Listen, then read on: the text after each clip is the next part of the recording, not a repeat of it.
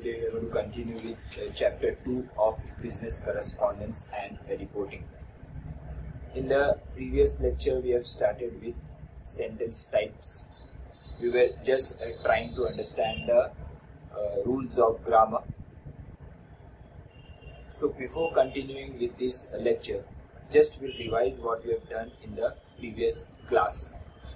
We have started with part of speech. I told you that there are 8 part of speech. One is noun, pronoun, verb, adjective, adverb, preposition, conjunction and interjection. Noun is a name of place, animal, etc. Pronoun is a word used for a noun. Then there is a verb which shows actions. Then there is an adjective which is used to define the noun. Adverb which defines a verb. Preposition that comes before noun or pronoun to form a phrase. Then there is a then there is a conjunction which joins two clauses, and interjections which expresses a feelings. So we have started with phrase. Phrase क्या होता है? Phrase वो होता है जो एक formation of words या group of words है, लेकिन जो complete meaning नहीं बताता है, तो that is called as a phrase. Then there is a clause. Clause is, there are 2 types of clause. One is a main clause and one is a subordinate clause. Main clause is also called as a independent clause, and subordinate clause is also called as a dependent clause. Main clause क्या होता है? जिसमें एक subject होता है और एक predicate होता है, यानी एक subject और एक verb के साथ जो आगे चलता है, तो that is called as a predicate. लेकिन अगर simple एक subject, एक particular sentence में एक subject और एक verb है, तो that will also form, it can also form a main clause. जैसे कि I walked या I laughed can be called as a complete sentence and it can be a main clause. तो एक subject है और एक verb है, तो इनके साथ साथ भी एक मेन क्लॉज बन सकता है. जहाँ मेन क्लॉज यानी वो जो एक आपको कंप्लीट मीनिंग दे रहा है, जिसमें एक सब्जेक्ट है और एक प्रेडिकेट है. अगर वो क्लॉज आपको एक कंप्लीट मीनिंग नहीं दे रहा है, जो किसी पे डिपेंडेंट है, तो then it will be called as a subordinate clause और it can also be called as a dependent clause. Then comes a sentence. Sentence is a group of word which gives you a complete meaning. That is called as a sentence. बराबर. जरूरी नहीं है कि clause will always be called as a sentence. Sentence incorporates n number of clauses. Those clauses can be a main clause or can be a subordinate clause, a group of main clause and a group of subordinate clause. However, a sentence means that where the group of words gives you a complete meaning, that is called as a sentence. अगर group of words है और आपको complete meaning अगर दे रहे, तो that is called as a sentence. फिर basic parts of sentence we have started with.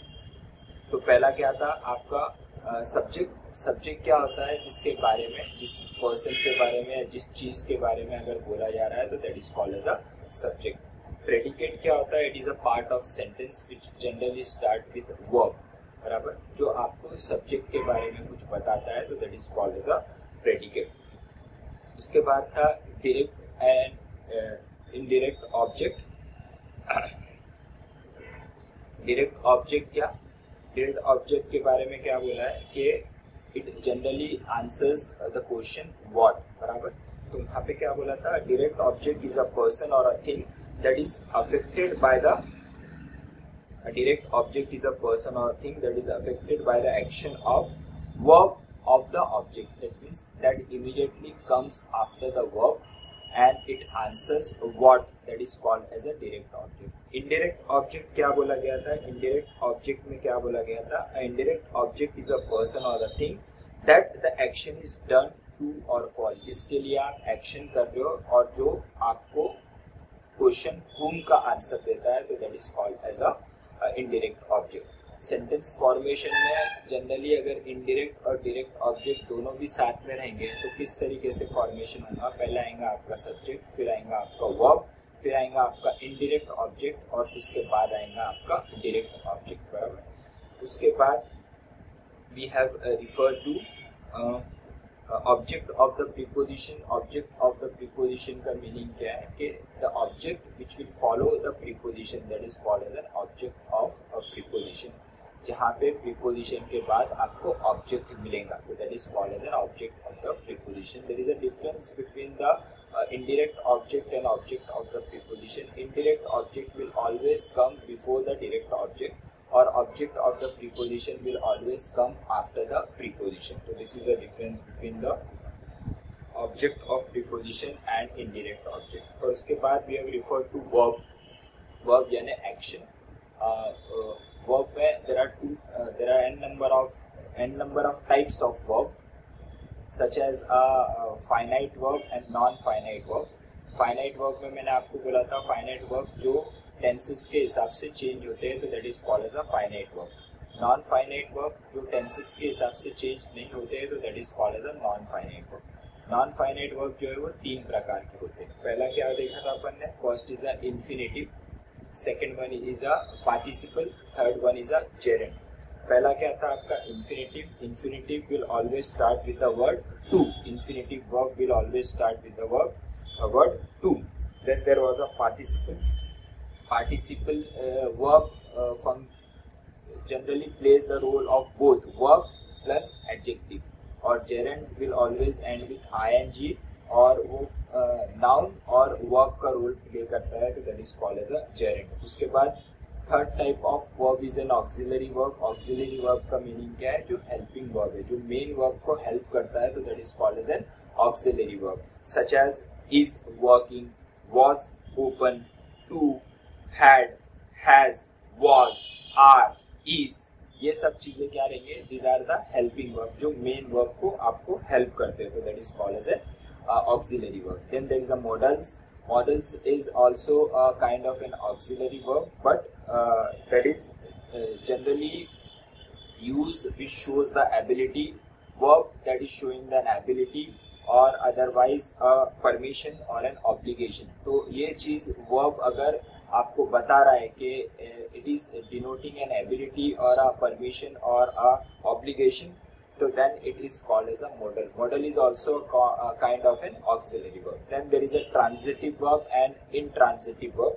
Transitive verb is generally which expresses a doable activities. अगर doable activities के बारे में अगर कोई verb बता रहा है तो that is called as a transitive verb और उसमें हमेशा एक direct object होगा. तो such kind of a verb के साथ साथ immediately there will be a direct object, तो ऐसे वर्ब को आप बोलते हो transitive verb.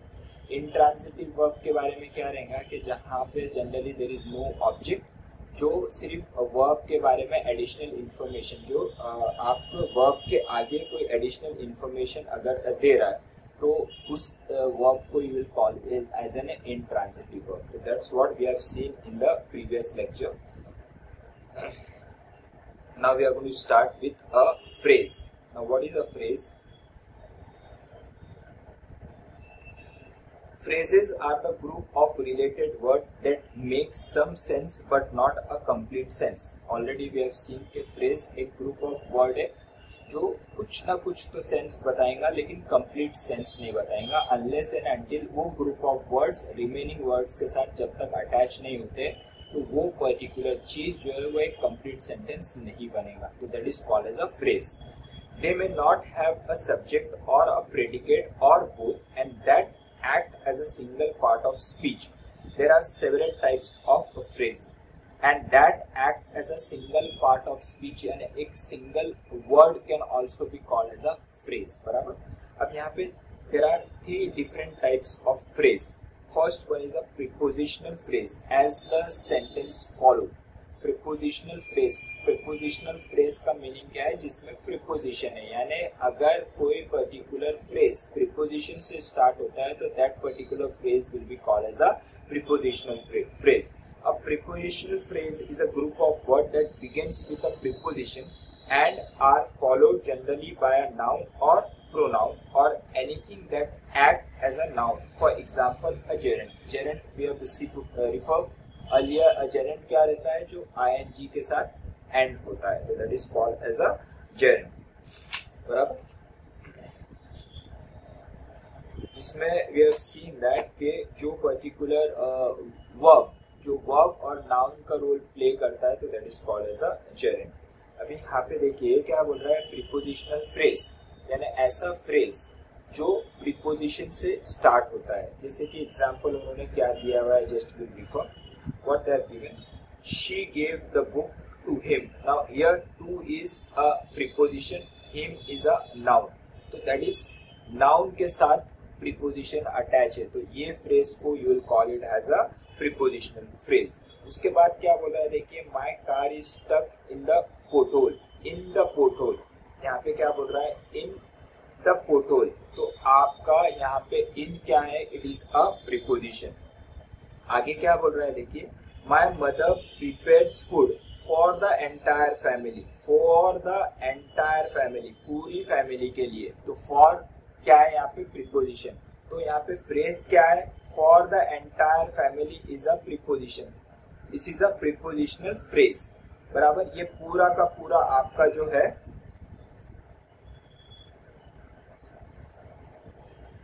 For the entire family is your phrase,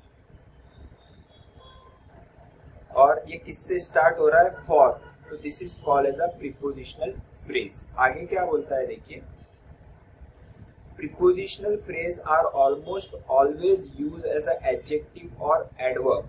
If the phrase is being used as an adjective, it comes after the noun or pronoun it is describing. देखिए अगर आप यहाँ पे ये एग्जाम्पल देखते हो, my mother prepares food, food is a noun, बराबर, और वो क्या बोल रहा है, उसके बाद वो स्टार्ट हो रहा है, ये नाउन के बाद ये for is a preposition for the entire family, entire is a adjective, entire family, तो यहाँ पे फैमिली को डिफाइन कर रहा है कि पूरी फैमिली के लिए, तो यहाँ पे क्या बोल रहा है कि prepositional phrase can start after the noun and it will describe a adjective. तो यहाँ पे देखेंगे अगर आप, तो यहाँ पे फॉर द एंटायर फैमिली है, तो यहाँ पे for is a, for the entire family is a phrase and it is starting with the word for.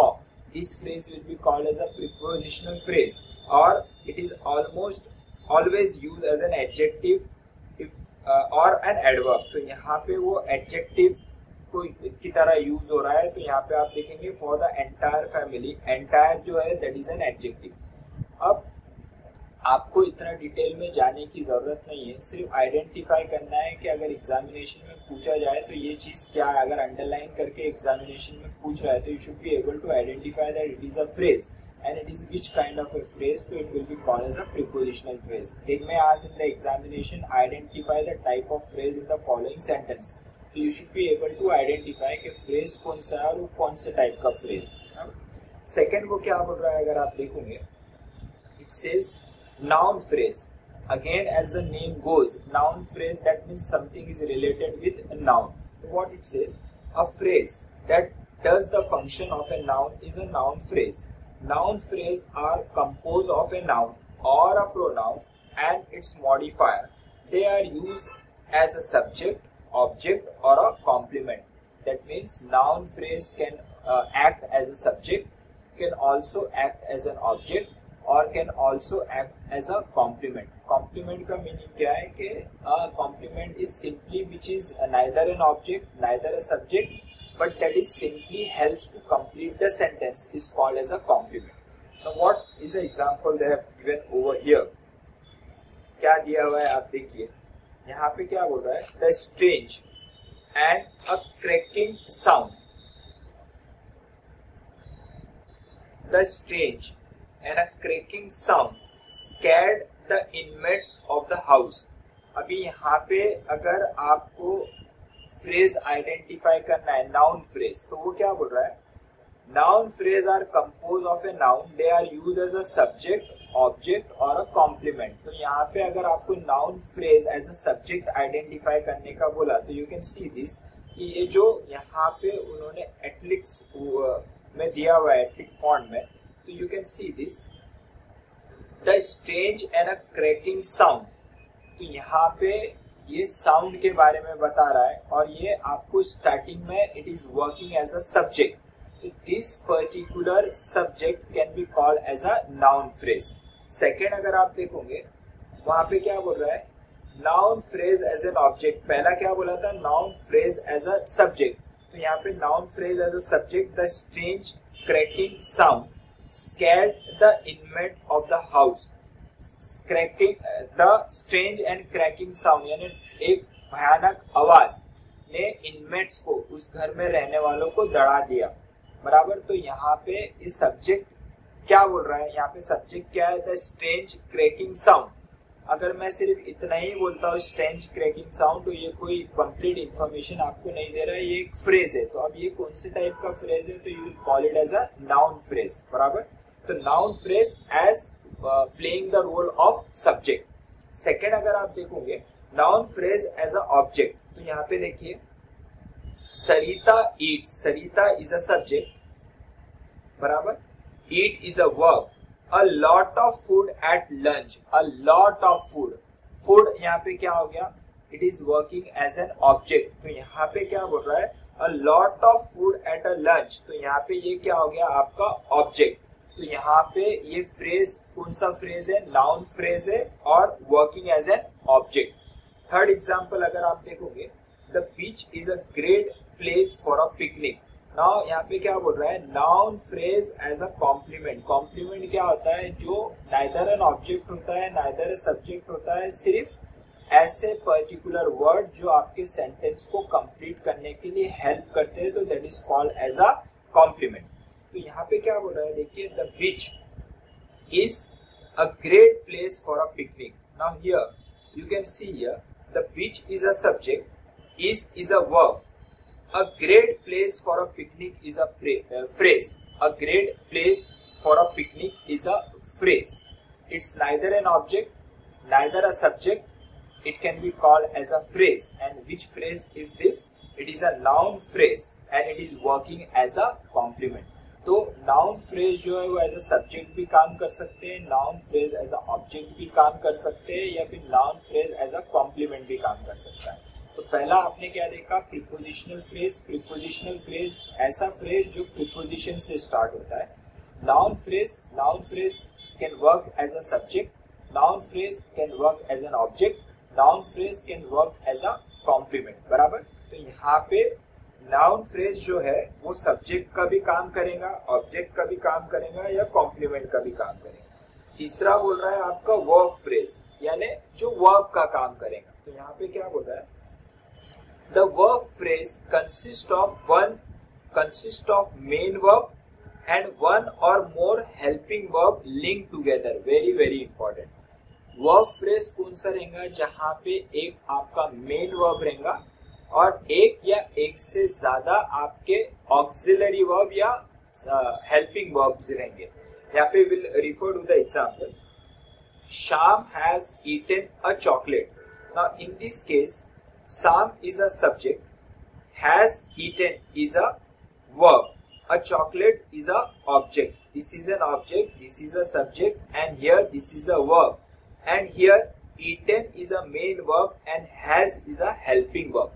तो यहाँ पे क्या बोल रहा है, has eaten। अगर ये आपको एग्जामिनेशन में पूछा जाए कि has eaten क्या है, तो you should be able to identify it is a verb, बराबर, it is a verb। And you can call it as simple has eaten, एक verb है, part of speech भी है, और वो complete meaning आपको नहीं दे रहा है, तो you can call it as a verb phrase। आगे क्या बोल रहा है, देखिए Sham was eating a chocolate. Again Sham is a subject, chocolate is an object, was eating. Now here was eating is also a verb, was is a helping verb and eating is a main verb. तो यहाँ पे it is a verb, it can also be called as a verb phrase. Third one, Sham has already eaten a chocolate. Has already eaten. Now here, these are also a verb. One is a main verb and one is an helping verb. अगर आप चौथा देखोगे तो यहाँ पे ये बहुत important है, आपको याद रखना है। Sham must have been eating a chocolate. Now here, these italic words are a phrase. It is a verb phrase, और अब verb phrase में कितने ज्यादा आपके helping verb है आप देख सकते हो। Must have been eating, eating is आपका main verb, और यहाँ पे 3 आपके auxiliary verb है। तो आगे क्या दिया हुआ है, गौर से देखिए। The pattern for verb phrase can be as long as, यानी कितने बड़े आपके वर्ब फ्रेज हो सकते हैं। एक हेल्पिंग वर्ब, एक मेन वर्ब, दो हेल्पिंग वर्ब, एक मेन वर्ब, तीन हेल्पिंग वर्ब, एक मेन वर्ब, यानी ज्यादा से ज्यादा 4 वर्ब आपके हो सकते हैं। तो क्या बोल रहा है देखिए, ऑक्सिलरी और मॉडल वर्ब, मॉडल वर्ब या रिफर। मॉडल वर्ब क्या होता है, मैंने प्रीवियस लेक्चर में आपको बताया था कि मॉडल वर्ब जो होता है वो आपको एबिलिटी, परमिशन और ऑब्लिगेशन बताता है, तो that is called as a modal verb. तो यहाँ पे क्या बोल रहा है, verb phrase can be as long है, कितना बड़ा हो सकता है, उसमें ये एक आपका ऑक्सिलरी वर्ब हो सकता है और एक ऑक्सिलरी वर्ब हो सकता है और एक ऑक्सिलरी वर्ब हो सकता है और एक आपका मेन वर्ब हो सकता है, यानी ऑक्सिलरी वर्ब ज्यादा से ज्यादा 4 वर्ब्स का पैटर्न बन सकता है, जिसमें 3 ऑक्सिलरी और एक मेन वर्ब। तो ऐसे आपको फ्रेज को क्या बोलोगे आप, वर्ब फ्रेज। तो we have refer phrase 3 type के, one is a prepositional phrase, one is a noun phrase, one is a verb phrase. Prepositional phrase starts with preposition, noun phrase starts with noun, that can be a subject, that can be a object, that can be a complement. Complement is a group of words that help you to complete the sentence. Then comes a verb phrase, we always start with verb. There can be one auxiliary, one main verb, 2 auxiliary, 1 main verb, 3 auxiliary, 1 main verb. So auxiliary verb phrase can be as long as 3 auxiliary and 1 main verb. अब आते हैं complement पे।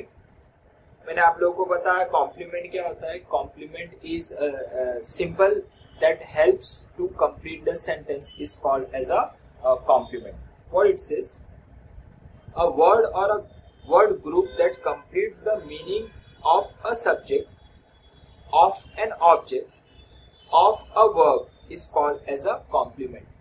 तो क्या ऐसे words जो आपके noun को, जो आपके सब्जेक्ट को या फिर ऑब्जेक्ट को या फिर वर्ब को कंप्लीट करते हैं, तो ऐसे ग्रुप ऑफ वर्ड्स को you will call it as a complement. जो आपके सब्जेक्ट को, जो आपके ऑब्जेक्ट को या फिर जो आपके वर्ब को कंप्लीट करते हैं, तो that will be called as a complement. One by one will refer the example. देखिए सब्जेक्ट कॉम्प्लीमेंट। सब्जेक्ट कॉम्प्लीमेंट का मीनिंग क्या है, जो आपके सब्जेक्ट को पूरा कर रहा है। Follows a verb and modifies and refer to the subject. What is very very important, आपके कॉम्प्लीमेंट 3 टाइप के, subject complement, object complement, verb complement. Subject complement जो सब्जेक्ट को पूरा कर रहा है, ऑब्जेक्ट कॉम्प्लीमेंट ऑब्जेक्ट को पूरा कर रहा है, या फिर वर्ब कॉम्प्लीमेंट जो वर्ब को पूरा कर रहा है। तो यहाँ पे क्या बोल रहा है देखिए, it may be a noun और एन एडजेक्टिव। जैसे अगर आप एग्जांपल में देखेंगे, Kamla is pretty, Kamla is pretty, तो you can refer over here के कमला इज प्रिटी। कमला क्या है, इस पर्टिकुलर ग्रुप ऑफ वर्ड्स में Kamla is a subject, is a verb और pretty is an adjective। बराबर है ना, pretty is an adjective जो आपको सब्जेक्ट के बारे में बता रहा है। तो is pretty जो यहाँ पे बोला गया है, अब यहाँ पे देखिए रिफर करिए, the adjective pretty is a subject complement। एक चीज आपको याद रखना है कि एक वर्ड है आपका कॉम्प्लीमेंट, COMPLIMENT, और ये है आपका कॉम्प्लीमेंट, COMPLEMENTS। तो ये कॉम्प्लीमेंट और ये COMPLIMENT compliment are different. Compliment का मीनिंग क्या है कि किसी की तारीफ करना, is called as a compliment. यहाँ पे ये कॉम्प्लीमेंट क्या बोल रहा है, it is a certain group of words which helps to complete the sentence. तो यहाँ पे कॉम्प्लीमेंट जो है वो 3 टाइप के बोले गए, एक है आपका सब्जेक्ट कॉम्प्लीमेंट, एक है आपका ऑब्जेक्ट कॉम्प्लीमेंट और एक है आपका वर्ब कॉम्प्लीमेंट। सब्जेक्ट कॉम्प्लीमेंट जो आपकी सब्जेक्ट के बारे में बता रहा है, जैसे कि यहाँ पे एग्जांपल दिया, कमला इज प्रिटी। कमला क्या है, Kamla is pretty, Kamla is a subject, तो ये सब्जेक्ट के बारे में बता रहा है, तो that is called as a subject complement. Second क्या बोल रहा है देखिए, miss Monika Sharma is an English teacher. Now in this case you can see over here, miss Monika Sharma is a subject, is a verb and English teacher. ये किसके बारे में बता रहा है, कौन इंग्लिश टीचर है, तो यहाँ पे बता रहा है कि Monica Sharma is a English teacher. तो यहाँ पे भी मोनिका शर्मा जो आपकी एक सब्जेक्ट है, वो सब्जेक्ट के बारे में आपको इंफॉर्मेशन दे रहा है, सेंटेंस को कंप्लीट कर रहा है. तो यहाँ पे you will call it as a subject complement. The noun phrase English teacher is also a subject complement. It describe Monica Sharma. Now वो क्या बोल रहा है, नाउन फ्रेज.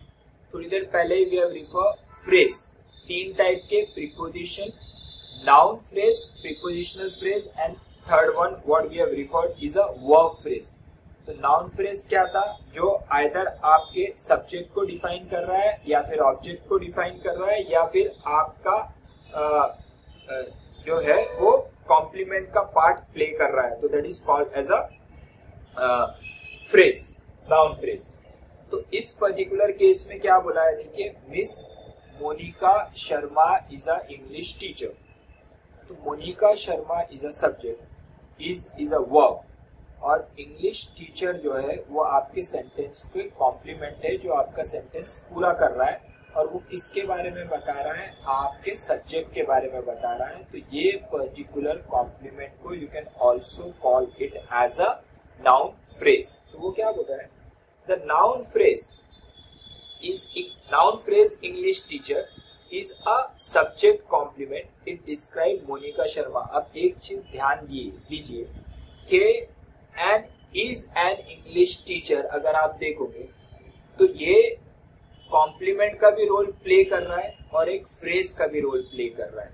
तो यहाँ पे अगर एग्जामिनेशन में पूछा जाता है कि which type of A phrase is this, तो यू कैन सी दैट कि इज एन इंग्लिश टीचर, ये आपके सब्जेक्ट के बारे में आपको एक्सप्लेनेशन दे रहा है. तो ये कौन से टाइप का फ्रेज हुआ, तो नाउन फ्रेज. नाउन फ्रेज में what we have refer, noun phrase explains about the subject और एन ऑब्जेक्ट और इट्स अ सिंपल कॉम्प्लीमेंट. तो यहाँ पे क्या बोल रहा है कि noun phrase a English teacher is also a subject complement. तो it can be called as also. अगर एग्जामिनेशन में पूछा कि कौन से टाइप का कॉम्प्लीमेंट है, तो यहाँ पे you will call it as a subject complement. Why it is a subject complement, क्योंकि आपको यहाँ पे वो सब्जेक्ट के बारे में एक्सप्लेनेशन दे रहा है.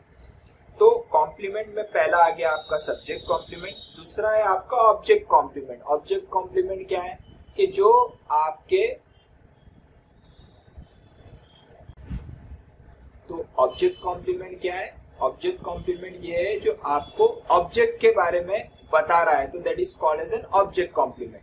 सब्जेक्ट कॉम्प्लीमेंट जो सब्जेक्ट के बारे में बता रहा है, ऑब्जेक्ट कॉम्प्लीमेंट जो ऑब्जेक्ट के बारे में बता रहा है. यहाँ पे रिफर करेंगे, follows and modifies or refer to a direct object. Direct object, object दो टाइप के, one is a direct object and one is an indirect object. Direct object answers the question what and it immediately comes after the verb. Indirect object will come before the direct object follows the verb or it answers the question whom. तो यहाँ पे क्या बोल रहा है, object complement क्या होता है, जो किसको फॉलो करता है, आपके डायरेक्ट ऑब्जेक्ट को.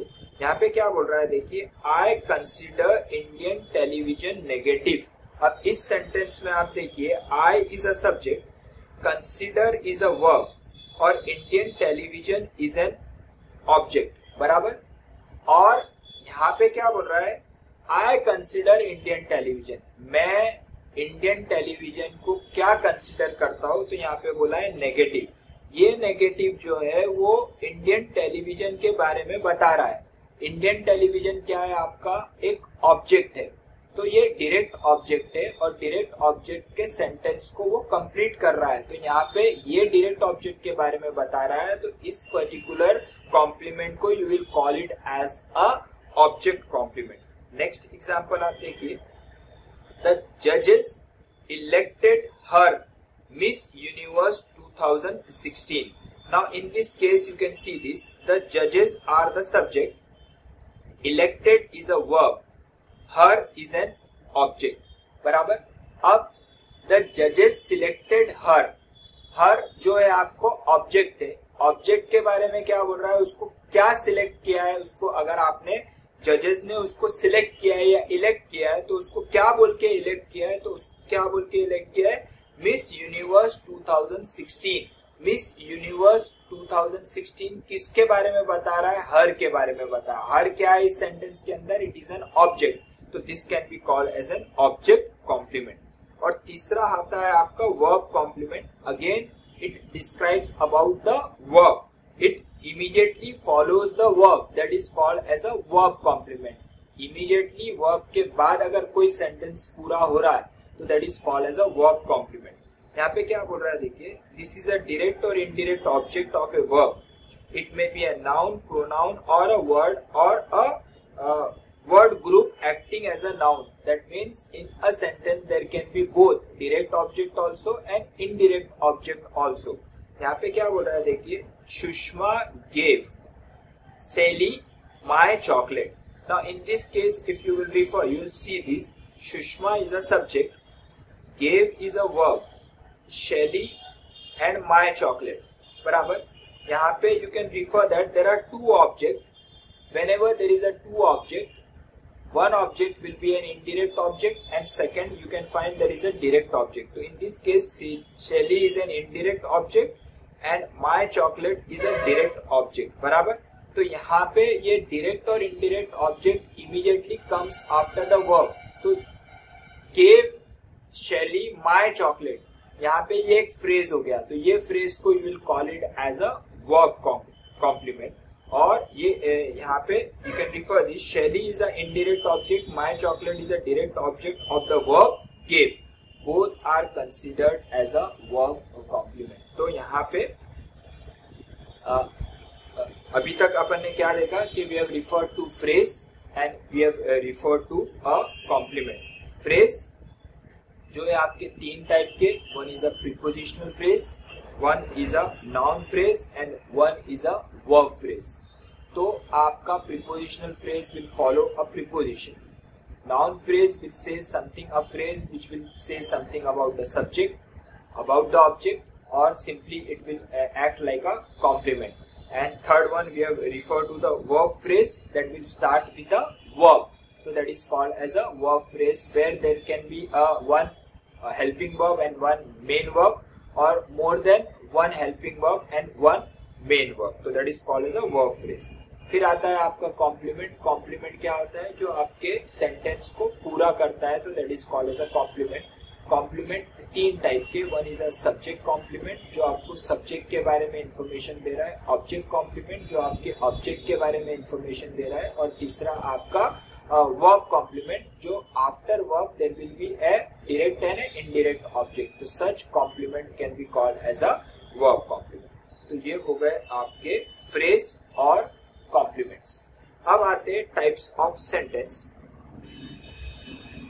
एग्जामिनेशन में इस पे क्वेश्चन ड्राफ्ट किए गए, these are very very important. Classification of sentence according to the functions. Sentence को किस टाइप से आप डिवाइड करेंगे.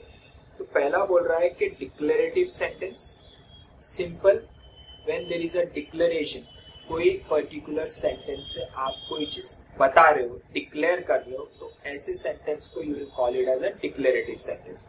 Then there is an imperative sentence.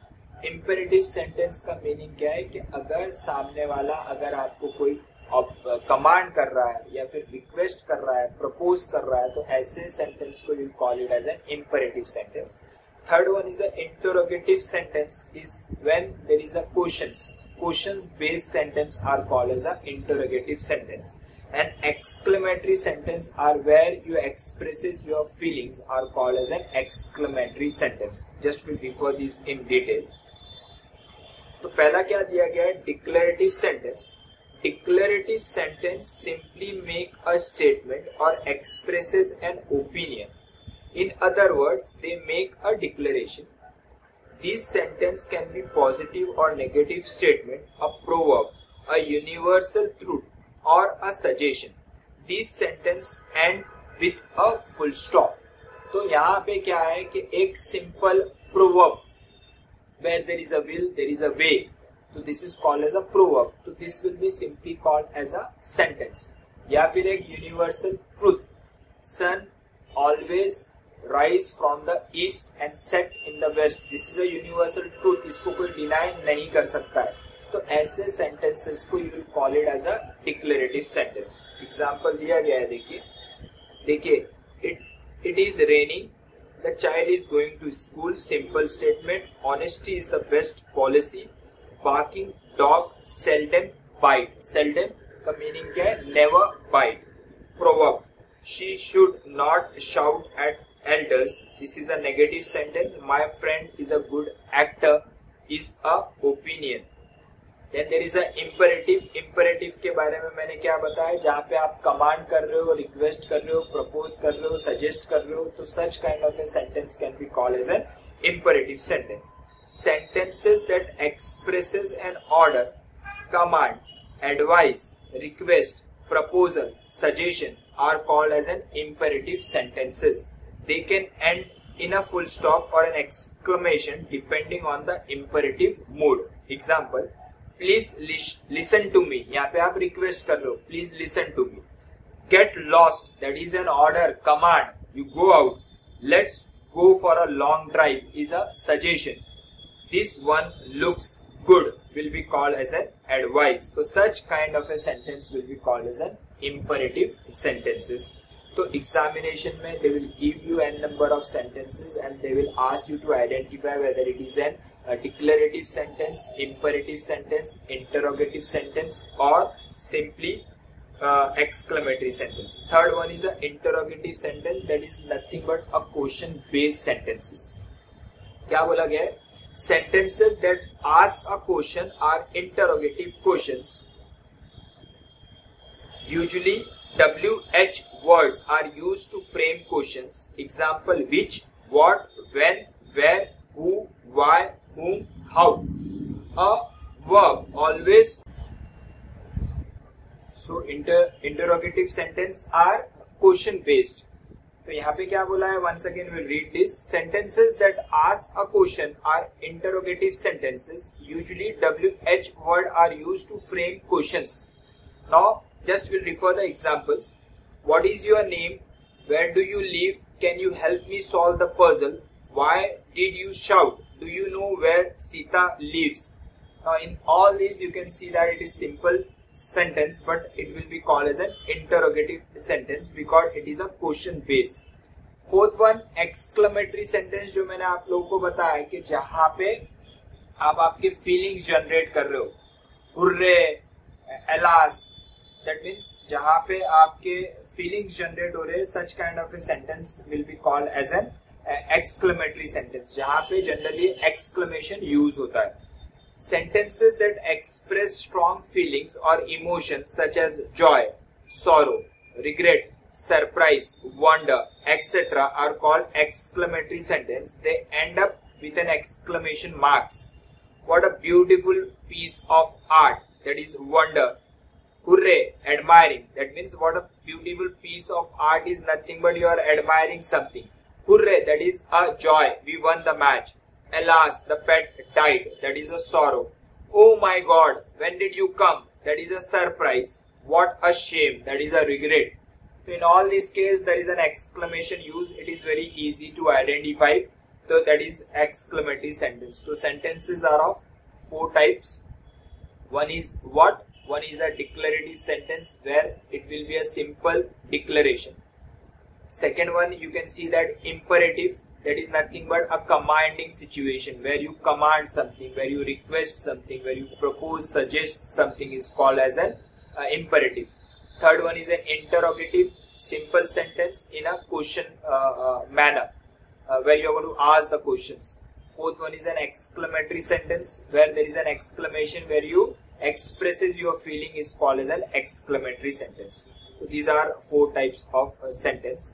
Now it says that if you refer the first one, what it says,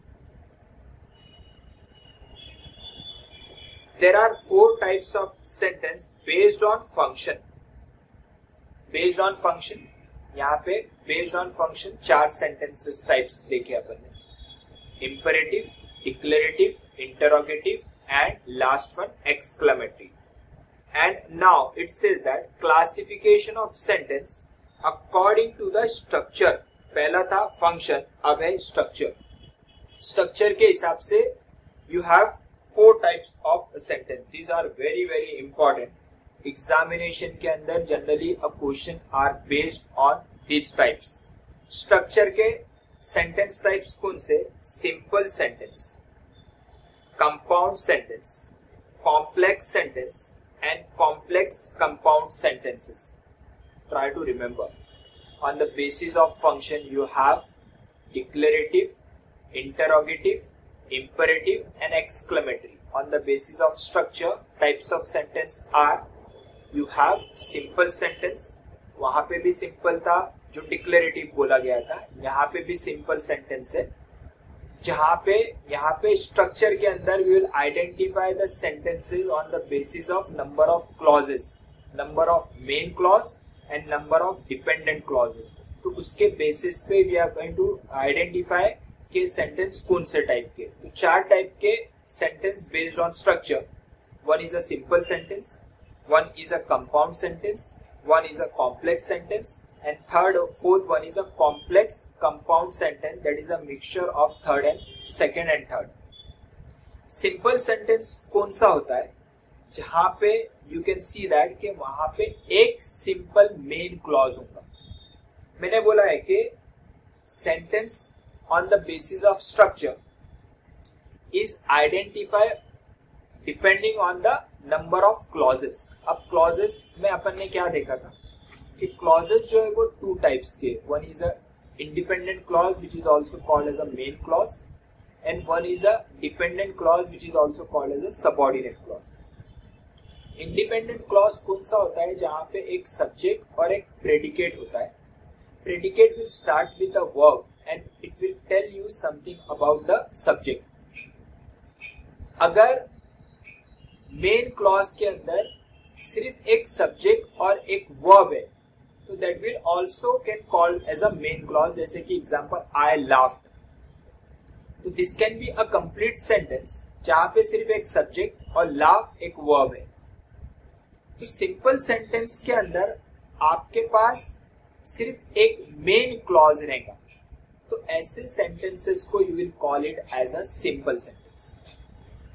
Compound sentence जहां पे अगर एक से ज्यादा आपके पास मेन क्लॉज है और 2 क्लॉजेस को एक कंजंक्शन के साथ जोड़ा गया है तो that is called as a compound sentence. Remember, अगर एक मेन क्लॉज है तो it will be a simple sentence. अगर 2 मेन क्लॉजेस है तो that will be called as a compound sentence, और वो दोनों मेन क्लॉज एक दूसरे से रिलेटेड होंगे और वो कंजंक्शन के साथ सेपरेट हुए रहेंगे. लेकिन अगर उसको इंडिविजुअली आपने रीड किया तो वो एक कंप्लीट क्लॉज बनेगा. It is a independent clause. तो ऐसे सेंटेंसेस को you will call it as a compound clause, compound sentence. Third one is a complex sentences जहां पे आपके पास एक मेन क्लॉज होगा और एक से ज्यादा सबऑर्डिनेटिंग या डिपेंडेंट क्लॉजेस होंगे. तो ऐसे सेंटेंसेस को you will call it as a complex sentence. Complex sentence में क्या होगा? एक मेन क्लॉज होगा और एक या एक से ज्यादा आपके पास डिपेंडेंट या सबऑर्डिनेटिंग क्लॉज रहेंगे. तो ऐसे सेंटेंसेस को you will call it as a complex sentence. और fourth one is a complex compound sentence, और you also call it as a compound complex sentence, जहां पे 2 मेन क्लॉज होना जरूरी है और एक या एक से ज्यादा अगर सबऑर्डिनेट क्लॉज है तो then it is called as a complex compound sentence. Try to segregate with this. Sentences classified on the basis of structure: simple sentence, compound sentence, complex sentence, complex compound sentence. Simple sentence where you have 1 main clause. Compound sentence where you have 2 main clause and they are joined either by a conjunction or by a semicolon or otherwise. Third one is a complex sentence जहां पे आपके पास एक main clause होगा और एक या एक से ज्यादा subordinating clause है तो then it is called as a complex sentence. Fourth one is a complex compound sentence, जहां पे दो आपके पास मेन क्लॉज होंगे और एक या एक से ज्यादा सबऑर्डिनेटिंग क्लॉज रहेंगे, तो then it is called as a complex compound sentence. Just we'll try to understand with the help of example. Now refer this first one. Simple sentence. A simple sentence structure consists of only one subject and one predicate. I told you that one subject, one predicate will form a main clause. It has just one finite verb. Finite verb का meaning क्या है? Types of verb में we have referred finite and non-finite. Finite जो verb sentence के tense के साथ change होता है, तो then it is called as a finite verb. In other word it consist of a single main clause. It consist of a single main clause. एक main clause होगा, तो that is called as a simple sentence. I walk, अगर यहाँ पे देखेंगे I walk, is it a complete sentence? Yes, it is a complete sentence. It is a main clause. I is a subject and walk is a verb.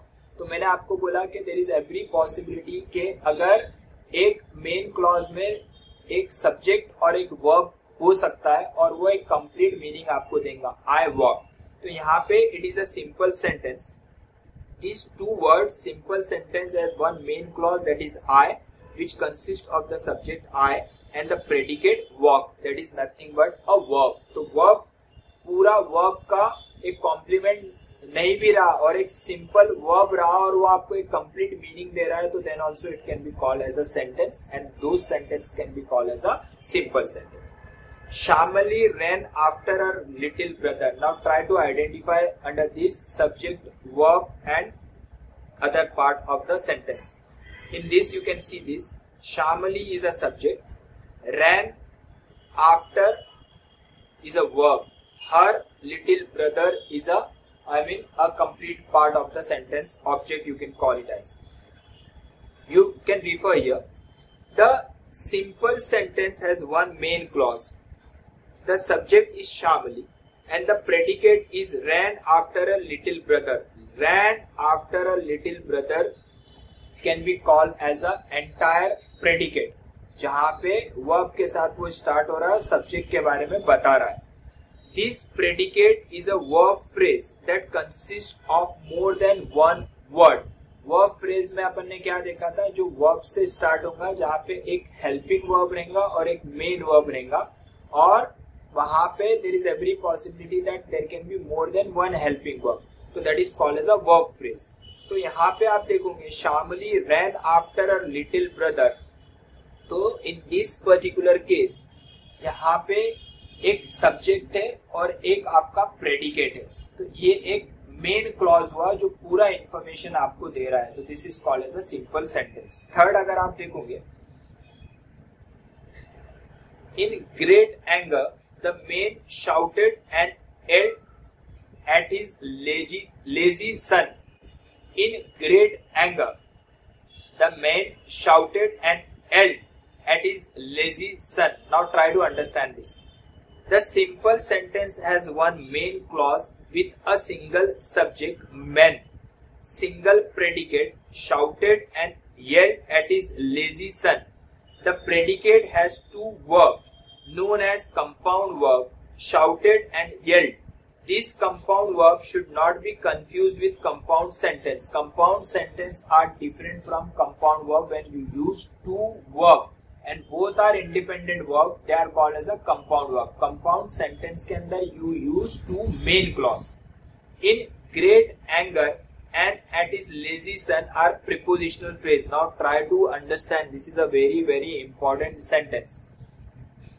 आप यहाँ पे देखोगे in great anger और at his lazy son, बराबर.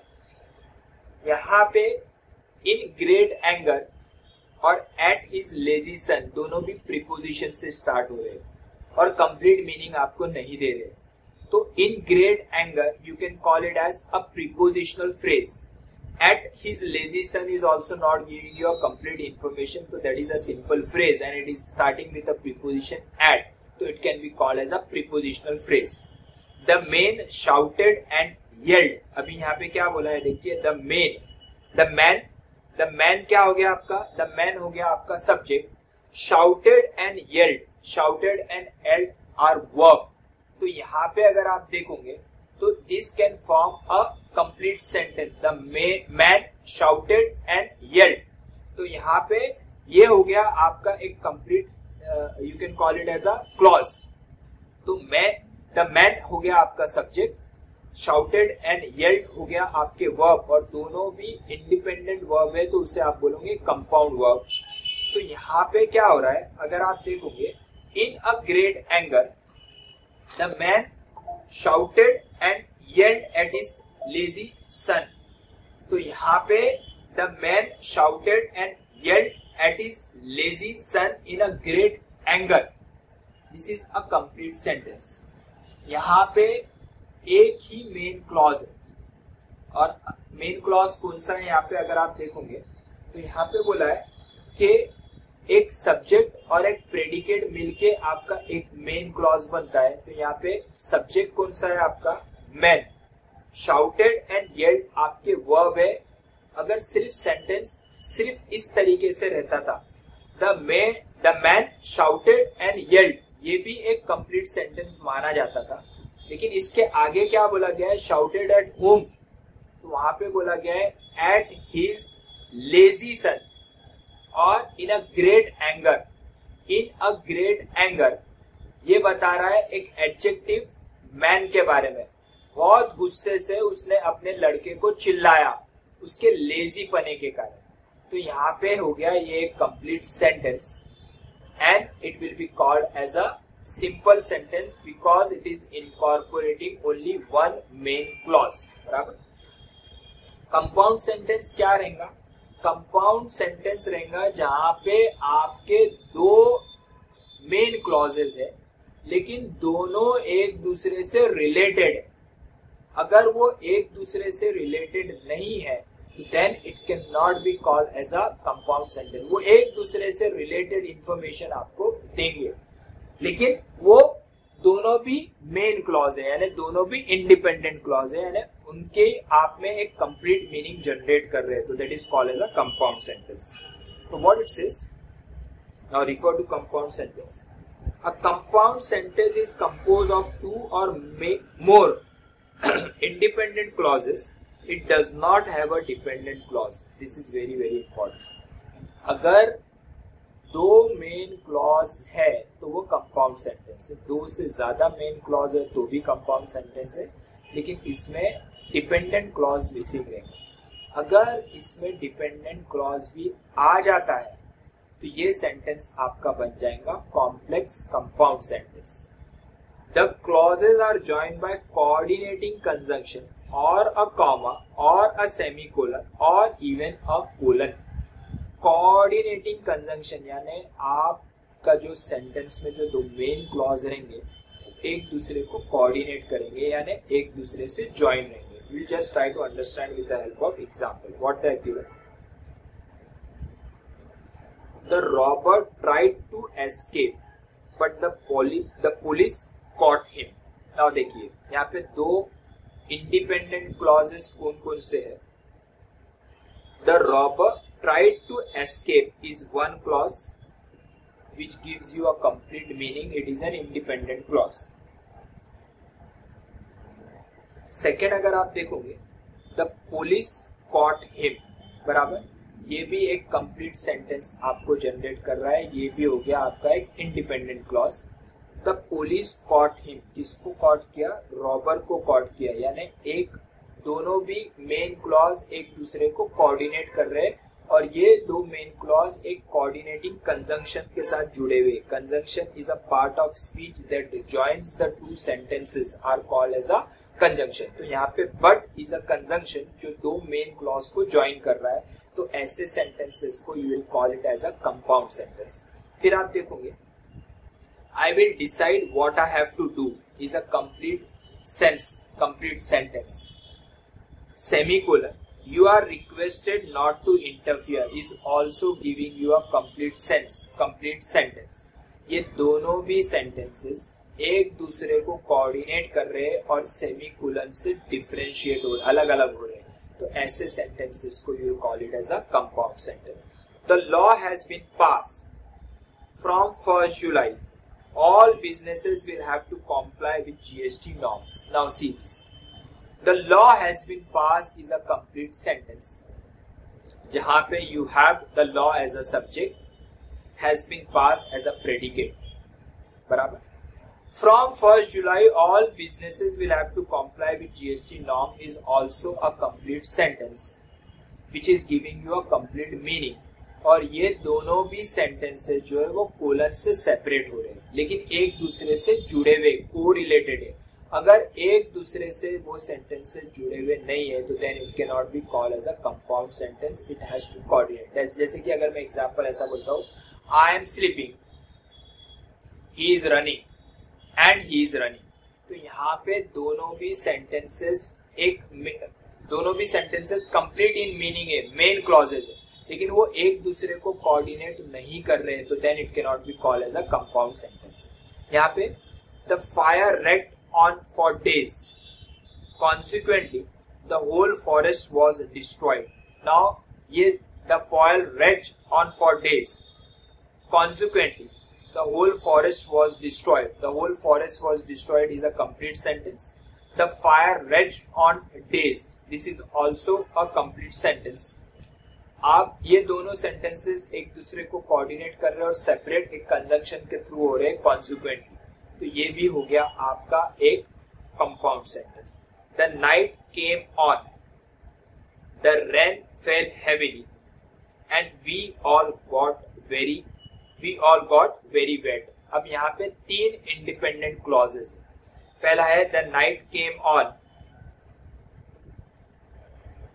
Second है the rain fell heavily, और we all got very wet, ये independent. तो कंपाउंड सेंटेंस क्या बोलता है, 2 मेन क्लॉज या 2 से ज्यादा मेन क्लॉज भी कंपाउंड सेंटेंस बन सकते हैं. तो यहाँ पे 3 मेन क्लॉज है, 3 इंडिपेंडेंट क्लॉज है, तो ऐसे सेंटेंसेस को you will call it as a compound sentence.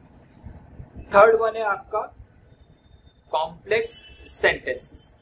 Complex sentence में क्या बोला गया है कि जहां पे आपके पास एक मेन क्लॉज रहेगा और एक से ज्यादा अगर डिपेंडेंट क्लॉज है, तो such kind of a sentences are called as a complex sentences. एक मेन क्लॉज और एक से ज्यादा आपके एक या एक से ज्यादा अगर सबऑर्डिनेट या डिपेंडेंट क्लॉज है, तो ऐसे सेंटेंसेस को you will call it as a complex sentence. What it says, complex sentence has one main clause and one or more dependent clause, also called as a subordinate clause. The subordinate conjunction performs 2 important functions within a sentence. First, demonstrate the importance of independent clause, and second, provide a link between 2 ideas in the same sentence by indicating a time, place, cause and therefore affecting the relationship between the clauses. अब यहाँ पे क्या बोल रहा है, देखिए, subordinating conjunction perform 2 important function. First, demonstrate the importance of the independent clause. यानी यहाँ पे जो कंजंक्शन रोल प्ले करेगा, कंपाउंड सेंटेंसेस से अंदर देखा था वहां पे भी कंजंक्शन था, लेकिन वो कंजंक्शन आपका कोऑर्डिनेटिंग कोरिलेटिव कंजंक्शन था जो एक दूसरे को ज्वाइन करता है. यहाँ पे आपका सबऑर्डिनेटिंग कंजंक्शन जो आपके मेन क्लॉज को हाईलाइट कर रहा है और बाकी के क्लॉज को उसके साथ लिंक कर रहा है, लेकिन बाकी के क्लॉजेस को अगर आप इंडिपेंडेंटली रीड करोगे तो वो आपको कंप्लीट मीनिंग नहीं देगा, वो क्लॉज जो आपके मेन क्लॉज पे डिपेंडेंट है. तो ऐसे सेंटेंसेस को you will call it as a complex sentence. Just will refer the example.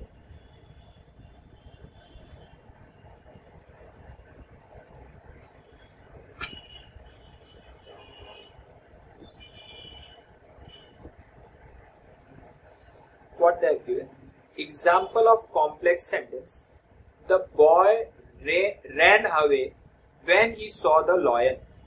अब देखिए, when he saw the lion कोई कंप्लीट मीनिंग आपको नहीं दे रहा है, यानी ये पर्टिकुलर सेंटेंस आपका डिपेंडेंट क्लॉज है. और अगर आप यहाँ पे देखोगे, द बॉय ran away, ये एक आ गया आपका द बॉय रन अवे, ये हो गया आपका इंडिपेंडेंट क्लॉज, या you can call it as a main clause. When he saw the lion, when he saw the lion, क्या? When he saw the lion is giving you a complete meaning? No, it's not giving you a complete meaning. It is a subordinate clause. तो ये type के sentence जहाँ पे आपका एक main clause रहेगा या एक मेन क्लॉज रहेगा एक और सबऑर्डिनेट क्लॉज एक या एक से ज्यादा हो सकते हैं. तो इस सेंटेंसेस में you have one main clause and one subordinate clause. Second अगर आप देखोगे, when he saw the bear, when he saw the bear is a complete sentence? No, it is an incomplete sentence. That means it is a dependent clause. He climbed the nearest tree. He climbed the nearest tree is a complete sentence. यहाँ पे एक subject है और एक predicate है. Because he was terrified. Because he was terrified is a complete sentence, complete clause? No, it's not a complete clause. Again, it means that when I saw the bear is a dependent clause. He climbed the nearest tree is an independent clause. Because he was terrified is again a dependent clause, that is a subordinating clause. तो इस sentence में आपके पास है one main clause और two subordinate clause. तो ऐसे sentences को you will call it as a compound complex sentence. Third है, I think that you should ask him personally if it is convenient for him before you call him. बराबर. अब यहाँ पे देखिए क्या क्या है. आई थिंक क्या हो गया आपका? आई थिंक हो गया आपका एक कंप्लीट सेंटेंस जहाँ पे आपका एक सब्जेक्ट है और एक वर्ब है. तो यहाँ पे I think can be call it as a independent clause, main clause. That you should ask him personally, that you should ask him personally. Now in some of the sentence that will be silent, so you have to identify that आना चाहिए या नहीं आना चाहिए. तो यहाँ पे क्या हो रहा है देखिए, I think is a complete sentence, main clause, one subject, one predicate. That you should ask him personally is not giving you a complete meaning. If it is convenient for him it is not also giving you a complete meaning. Before you call on him, ये भी complete meaning आपको नहीं दे रहा है. तो इस sentence में अगर आप देखोगे तो that you should ask him personally if it is convenient for him before you call on him. यहाँ पे ये तीनों क्लॉजेस कौन से हो गए? आपके सबऑर्डिनेट क्लॉज हो गए. तो यहाँ पे इस सेंटेंस में आपके पास है एक मेन क्लॉज और तीन सबऑर्डिनेट क्लॉज. तो ऐसे सेंटेंस को you will call it as a complex sentence. तो तीन एग्जांपल दिए जहाँ पे एक मेन क्लॉज, एक सबऑर्डिनेट क्लॉज, एक मेन क्लॉज, दो सबऑर्डिनेट क्लॉज, एक मेन क्लॉज, तीन सबऑर्डिनेट क्लॉज. तो ऐसे सब सेंटेंसेस को you call it as a complex sentence. उसके बाद लास्ट आते कॉम्प्लेक्स कंपाउंड सेंटेंस, जहां पे दो मेन क्लॉज रहेंगे और एक या एक से ज्यादा आपके पास सबऑर्डिनेट क्लॉज है. अ सेंटेंस विद टू और more independent clauses plus one और more dependent clause is called as a compound complex और कॉम्प्लेक्स कंपाउंड सेंटेंसेस. बराबर.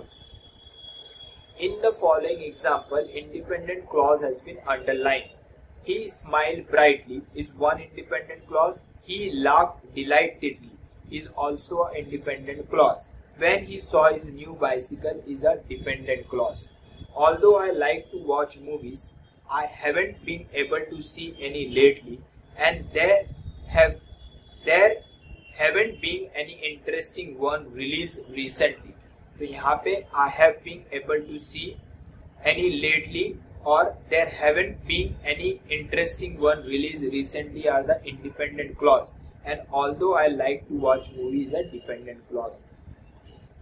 The door of the room was open as I crossed the hall and I saw most beautiful arrangement of flowers. यहाँ पे the door of the room was open is a main clause or independent clause. I saw the most beautiful arrangement of flowers is also a main clause, or as I crossed the hall is not giving you a complete meaning, so that is a dependent clause. तो यहाँ पे you can see this, ये हो गया आपका independent clause, ये हो गया आपका independent clause और ये हो गया आपका dependent clause. तो ऐसे sentences जहाँ पे आपके दो या दो से ज्यादा मेन क्लॉज है इंडिपेंडेंट क्लॉज है और एक या एक से ज्यादा सबऑर्डिनेटिंग क्लॉज या डिपेंडेंट क्लॉज है, तो ऐसे सेंटेंसेस को you call it as a complex compound या फिर कंपाउंड कॉम्प्लेक्स सेंटेंस। तो एक और बार रिवाइज करते हैं। Sentence types on the basis of functions, 4 types. One is a declarative sentence, या डिक्लेरेशन दिया जाता है, सिंपल सेंटेंस होते हैं। Second is a imperative sentence, जहाँ पे कोई किसी को ऑर्डर दे रहा है, सजेशन दे रहा है, ऐसे सेंटेंसेस को you call it as a imperative sentence. Third is a interrogative sentence, जहाँ क्वेश्चन पूछा जाता है। और लास्ट है एक्सक्लेमेटरी सेंटेंस, जहाँ पे एक्सक्लेमेशन मार्क होता है, जो आपके फीलिंग्स को एग्जिबिट कर रहा है, तो that is called as an exclamatory sentence. फिर sentence based on structure, again 4 types. One is a simple sentence, one is a compound sentence, one is a complex sentence, and one is a complex compound or compound complex sentence. Simple sentence जहाँ पे एक main clause रहेगा, dependent clause नहीं रहेगा। Second compound sentence जहाँ पे 2 main clause रहेंगे, dependent clause नहीं रहेंगे, और दोनों भी main clause conjunction से, semicolon से या colon से separate होंगे, लेकिन वो एक दूसरे के information को link करेंगे, जहाँ पे कोऑर्डिनेटिंग कंजंक्शन या कोरिलेटिव कंजंक्शन यूज होगा। तीसरा है आपका कॉम्प्लेक्स सेंटेंस, जहाँ पे आपके पास एक मेन क्लॉज रहेगा और एक या एक से ज्यादा सबऑर्डिनेटिंग क्लॉज रहेंगे, और वो आपके सबऑर्डिनेटिंग कंजंक्शन के साथ सेपरेट होंगे, बराबर। चौथा है आपके पास कॉम्प्लेक्स कंपाउंड या कंपाउंड कॉम्प्लेक्स सेंटेंस, जहाँ पे आपके पास 2 या 2 से ज्यादा मेन क्लॉज रहेंगे और एक या एक से ज्यादा डिपेंडेंट क्लॉज रहेंगे, तो ऐसे सेंटेंसेस को you will call it as a complex compound sentence. तो these are the different types of sentences based on structure. Now I am giving you one exercise, आप रिफर करोगे आपका पेज नंबर 2.22।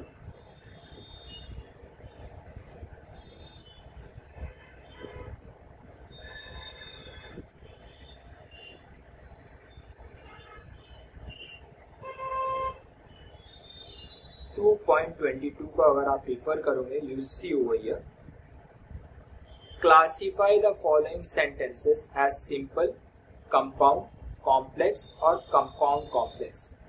और second अगर आप देखोगे, state which of the following are compound and which are complex sentences.